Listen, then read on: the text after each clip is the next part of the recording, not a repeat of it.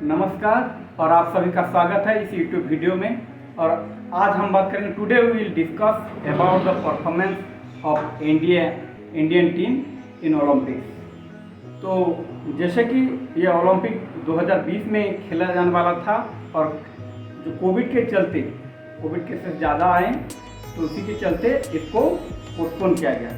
और 2021 में जुलाई 23 से अगस्त 8 तक 16 दिन जापान के टोक्यो में ये ओलंपिक गेम खेला गया। और जैसे कि ओलंपिक ख़त्म हो चुका है और हम देखेंगे यहाँ पे जो मेडल टैली के बारे में बात करेंगे, तो दो देश ऐसे हैं जो पूरा ओलंपिक में डोमिनेट कर रहे हैं, अपना दबदबा जाहिर किए इसी साल को ओलंपिक में भी। तो पहला स्थान है यूएसए का, जो कि कुल 113 मेडल जीते, जिसमें 39 गोल्ड मेडल जीते। और दूसरे पायदान पर रहा चाइना। तो चाइना के कुल 88 मेडल्स रहे और उनमें से 38 गोल्ड मेडल। तो हम देखेंगे इस ओलंपिक्स में इंडियन टीम के परफॉर्मेंस के बारे में। तो इंडियन टीम 48वें पायदान पर रहा और कुल 7 मेडल, 1 गोल्ड, 2 सिल्वर और 4 ब्रोंज के साथ। तो क्या इस स्थिति से हम खुश हैं? इंडियन टीम ने जो अचीव किया है, पॉपुलेशन के हिसाब देखेंगे चाइना तो हम कुछ ही साल बाद काट लेंगे, ओवरटेक कर लेंगे, उनसे आगे निकल जाएंगे पॉपुलेशन में। लेकिन कहीं ना कहीं मेडल टेलिंग देखेंगे ओलंपिक में तो पीछे हैं। लेकिन आपको जान को ताज्जुब होगा कि ये ऑल टाइम बेस्ट परफॉर्मेंस है इंडियन टीम का ओलंपिक में। इससे पहले कभी इंडिया ने 7 मेडल एक ओलंपिक संस्करण में नहीं जीता था और इस साल 7 ओलंपिक मेडल आए। और उससे पहले हम देखेंगे 2012 के ओलंपिक जो कि लंदन में आयोजित हुआ था, उसमें कुल 6 मेडल आए थे, तो 2 सिल्वर और 4 ब्रोंज। तो इस साल एक खुशी की बात है कि इंडियन टीम अच्छा कर रहा है, ऑल टाइम बेस्ट परफॉर्मेंस दिया है। तो हम जो खिलाड़ी मेडल जीते हैं उनके बारे में बात करेंगे।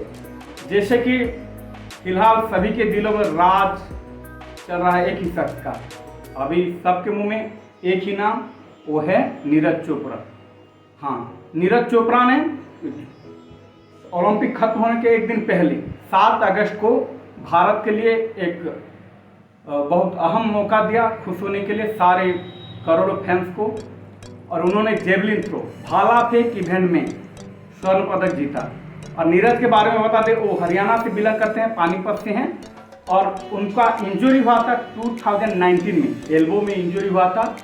और इसीलिए कहा जाता है खेल हो या जिंदगी के मैदान में, हारता नहीं वो गिरता है, हारता वो है जो गिर के उठता नहीं। और नीरज ने दिखा दिया, चोट से उबर कर आए और भारत के लिए स्वर्ण पदक, गोल्ड मेडल ओलंपिक में दिलाए। और उनके बारे में बात करेंगे। उससे पहले वो डिफरेंट इवेंट में 5 गोल्ड और 1 सिल्वर मेडल जीत चुके थे, junior championship, Commonwealth games, Asian games में, लेकिन उतना परिचित नहीं हुए थे। और यही है ओलंपिक का एक जलवा कि आप ओलंपिक में अच्छा करते हैं तो सारे करोड़ों इंडियंस की जुबान में आपका नाम होता है। और उनके बाद हम देखेंगे, उनके बारे में थोड़ा बात करेंगे। तो जैसे कि इससे पहले ट्रैक एंड फील्ड एथलेटिक्स में इंडिया को स्वर्ण पदक कभी भी नहीं मिला था, और track and field athletic event में ये दूसरा पदक है। और गोल्ड, इंडिविजुअल गोल्ड के बारे में बात करेंगे तो उससे पहले सिर्फ Abhinav Bindra 10 metre air rifle shooting में 2008 ओलंपिक में गोल्ड मेडल भारत के लिए दिलाए थे। तो ये दूसरे शख्स हो गए इंडिविजुअल इवेंट में गोल्ड मेडल जीतने में। और उसके बाद हम बात करेंगे जो 2 सिल्वर मेडल के बारे में। मीराबाई चानू, जो कि मणिपुर से बिलोंग करते हैं, और उन्होंने वेट लिफ्टिंग, भारोत्तोलन जो हम कहते हैं उसको, वेट लिफ्टिंग में 49 किलोग्राम के कैटेगरी में भारत को सिल्वर मेडल दिला है। और वो 2018 में अभी जो कि खेल रत्न का नाम बदल चुका है, मेजर ध्यानचंद खेल रत्न अवार्ड से नवाजा जा चुकी है 2018 में। और उसके बाद हम बात करेंगे रवि दहिया के बारे में। 57 केजी के कैटेगरी में उन्होंने भारत के लिए दूसरा सिल्वर मेडल दिलाया। और ये भी हरियाणा से बिलोंग करते हैं। और उनके बाद उनका जो सेमीफाइनल मुकाबला हुआ था कजाकिस्तान के रेसलर के साथ, नूर इस्लाम के साथ। नूर इस्लाम ने उनको जो यहाँ पे दांत से काट दिए थे, लेकिन उनका मनोबल को काट नहीं पाया। हालांकि उनका शरीर में दाग चोट हुआ, लेकिन उनका दिल और दिमाग पूरे तरह मेडल की तरफ रुक गया था और उन्होंने दूसरा सिल्वर मेडल, उनका मनोबल को नहीं काट पाए जो कजाकिस्तान के रेसलर थी।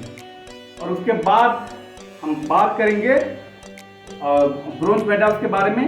पीवी सिंधु, जिनका नाम पहले से हम सबके जुबान में था और जिन्होंने 2016 रियो ओलंपिक में सिल्वर मेडल जीते थे।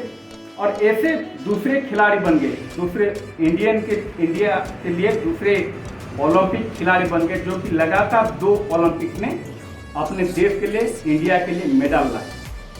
इस साल उनको ब्रोंज में ही संतोष होना पड़ा। और उसके बाद हम देखेंगे लवलीना बोरगोहेन, जिन्होंने बॉक्सिंग में ब्रोंज मेडल लाया। और जो महिला सशक्तिकरण की बात करते हैं हम, खेलों में भी महिलाएं आगे आ रही, ये दिखाते हुए महिलाओं ने काफ़ी अच्छा किया इस साल में ओलंपिक में, और जो कि आसाम से बिलोंग करते हैं।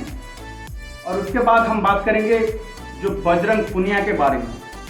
बजरंग पुनिया वे भी रेसलिंग इवेंट में 65 kg के कैटेगरी में भारत के लिए ब्रोंज मेडल लाए।